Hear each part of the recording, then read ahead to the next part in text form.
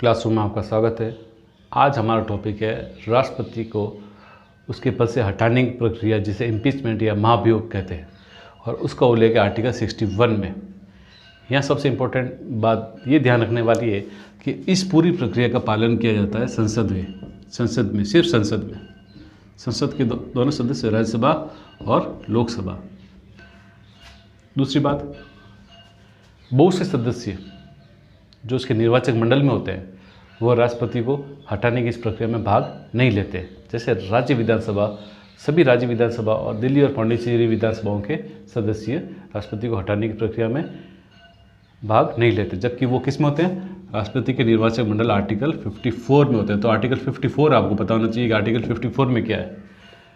उसके सिवा राज्यसभा और लोकसभा के मनोनीत सदस्य जो कि राष्ट्रपति को निर्वाचक मंडल में नहीं होते, मनोनीत सदस्य, वो राष्ट्रपति को हटाने की प्रक्रिया में भाग लेते हैं। यानी कुल मिला के सिंपल सी बात है कि संसद के सभी सदस्य राष्ट्रपति को हटाने की प्रक्रिया में भाग लेते हैं, बस, और कोई नहीं।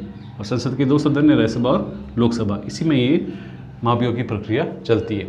राष्ट्रपति को अपने पद से हटाया जाता है संविधान का उल्लंघन करने पर।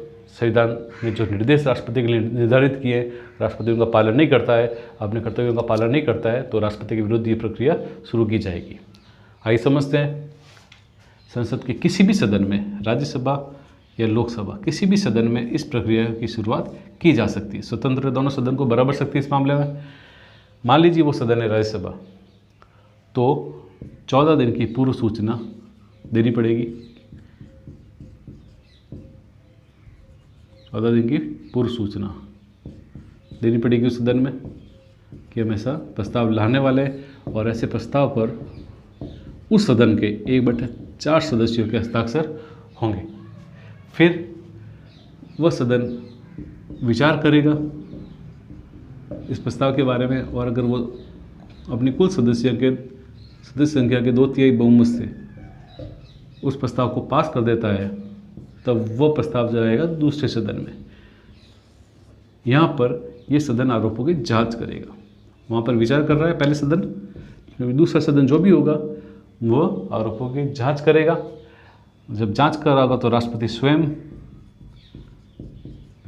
या अपने प्रतिनिधि के माध्यम से अपना पक्ष प्रस्तुत करेगा, अपनी बात कहेगा। खुद भी कह सकता है, अपना प्रतिनिधि भी वहाँ पर पेश सकता है।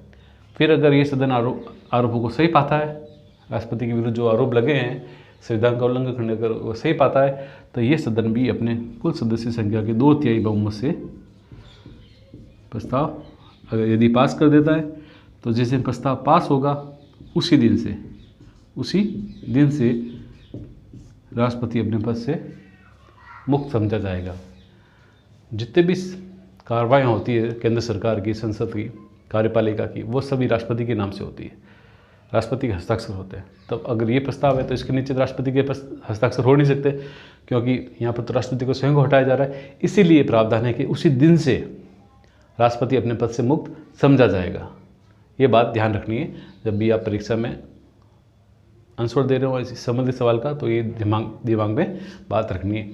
ये होगी राष्ट्रपति की महाभियोग की प्रक्रिया। बहुत सिंपल है, सीधी बात है। निर्वाचक मंडल पता होना चाहिए आपको, और निर्वाचक मंडल में बहुत से सदस्य होते हैं जो इसमें नहीं होते हैं। इतनी बड़ी बात भी ध्यान रखने वाली नहीं है। सिर्फ ये ध्यान रखना है कि सिर्फ संसद में ये कार्रवाई होती है, लोकसभा, राज्यसभा और लोकसभा में, बस। और मनोनीत सदस्य भी इसमें भाग लेते हैं, राज्यसभा और लोकसभा के। तो ये हो गया 61। फिर देखते हैं हम आर्टिकल 62, जो कि राष्ट्रपति से संबंधित अंतिम आर्टिकल है।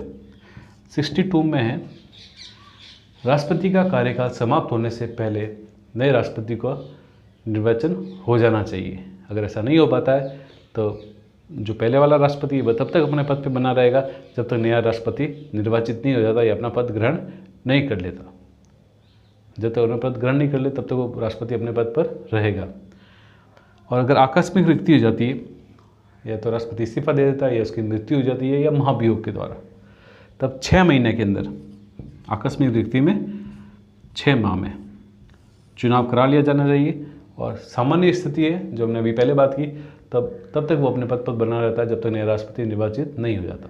और यहाँ पर 6 महीने का प्रावधान है आर्टिकल 62 में, आकस्मिक रिक्ति के समय। तो ये हुई महाभियोग की प्रक्रिया और आर्टिकल 62। उम्मीद करता हूँ आपको वीडियो पसंद आया होगा। अगर वीडियो पसंद आया तो लाइक कीजिए, चैनल को सब्सक्राइब कीजिए और शेयर कीजिए, दूसरों को बताइए। अगर इससे संबंधित कोई डाउट है तो कमेंट बॉक्स में आप कमेंट कीजिए, मैं उसका जवाब दूंगा। धन्यवाद।